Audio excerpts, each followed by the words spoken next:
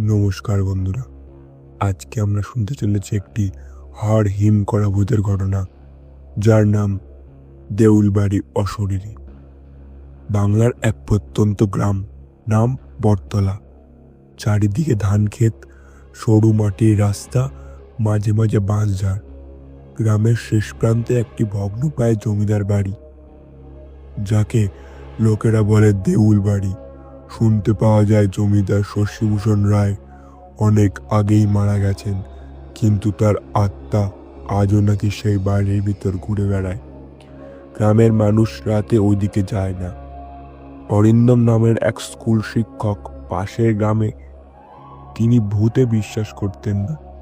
গ্রামের লোকেরা কথায় হেসে বলতেন, ভূত টুত বলে কিছু নেই, সব মানুষকে ভয় দেখানোর গল্প। একদিন স্কুল থেকে ফিরতে দেরি হয়ে গেল। তখন প্রায় রাত 8:30। শরৎকাল, চাঁদের আলোয় চারপাশ ঝলমল করছে।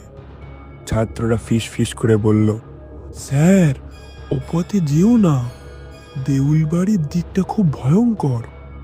অরিন্দম হেসে উঠলেন। সাহস দেখাতে ইচ্ছে হলো তার। রাস্তা দিয়ে হাঁটতে হাঁটতে তিনি দেউল বাড়ির সামনে এলেন। বাতাস যেন হঠাৎ ভারী হয়ে উঠল। বাঁশঝাড়ে অদ্ভুত শব্দ, যেন কেউ চাপা শব্দে হাসছে। তিনি থমকে দাঁড়ালেন, মাথা ঝাঁকিয়ে এগোলেন। হঠাৎই ভগ্ন প্রাচীরের ভেতর থেকে একটি আলো ভেসে এলো। মলিন হলদে আলো, যেন প্রদীপ জ্বলছে। অসম্ভব, এত বছর ধরে তো বাড়ি ফাঁকা, তিনি ভাবলেন। অরিন্দম কৌতূহলী হয়ে ভেতরে ঢুকলেন। মেঝেতে ধুলো, মাকড়সার জাল, ভাঙা সিঁড়ি, কিন্তু মাঝখানে সত্যিই একটা প্রদীপ জ্বলছে। তার পাশে একটি লম্বা ছায়া নড়ল। ছায়ার সঙ্গে মেলে না কোনো শরীর। তিনি পিছিয়ে যেতে গিয়েও থেমে গেলেন। সাহস দেখানোর মতো করে জিজ্ঞাসা করলেন, কে আছে ওখানে? প্রদীপের আলো কমে গাঢ় হতে লাগলো।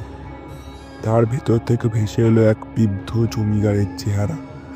মুখ শুকনো, চোখ ললাটে, ঠোঁটে অদ্ভুত হাসি। আমি শশীভূষণ রায়, এই দেউল বাড়ির প্রভু। অরিন্দমের বুক কেঁপে উঠল, কিন্তু তিনি শক্ত গলায় বললেন, ভূত বলে কিছু নেই, ভূত বলে কিছু নেই, তুমি আমার কল্পনা। জমিদারের হাসি আরো প্রসারিত হলো। কল্পনা?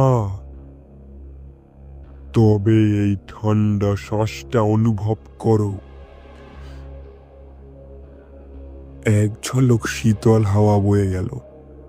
অরিন্দমের শরীর জমে গেল ঠান্ডায়। ভূত ধীরে ধীরে বলতে শুরু করলো, আমাকে বিশ্বাসঘাতকতায় গুম করা হয়েছিল। চাকরেরা আমাকে দড়ি দিয়ে বেঁধে পুকুরে ফেলে দিয়েছিল। সেই রাত থেকে আমি মুক্তি পাইনি। প্রতি পূর্ণিমা রাতে জেগে উঠি আমি, কাউকে খুঁজে বেড়াই যে আমার কষ্টের ভাগ নেবে। অরিন্দম কাঁপতে লাগলেন, কিন্তু নিজের সাহস জোগাড় করে বললেন, আমি কেন ভাগ নেব? ভূত গম্ভীর গলায় বলল, কারণ তুমি আমার রাজ্যে প্রবেশ করেছ। অরিন্দম ছুটতে শুরু করলেন। সিঁড়ি বেয়ে নামতেই দেখলেন দরজা বন্ধ। জানলা দিয়ে তাকাতেই বাইরে কেবল অন্ধকার কুয়াশা। পেছনে ধপ ধপ শব্দ, যেন কেউ পায়ে শিকল টেনে এগিয়ে আসছে। হঠাৎই কানে ভেসে এলো ফিসফিসানি, ফিরে এসো, আমার সঙ্গে এসো। অরিন্দম মরিয়া হয়ে প্রদীপটা ফু দিয়ে নিভিয়ে দিলেন। মুহূর্তে সব অন্ধকার, কিন্তু সেই সাথে চারিদিকে অগণিত ঠান্ডা হাত এগিয়ে এলো তার দিকে। শক্ত হাত তার গলা চেপে ধরল। তিনি চিৎকার করলেন, বাঁচাও বাঁচাও। কেউ সারা শব্দ নেই। পরের দিন সকালে গ্রামবাসীরা দেউলি বাড়ির সামনে অরিন্দমকে অচেতন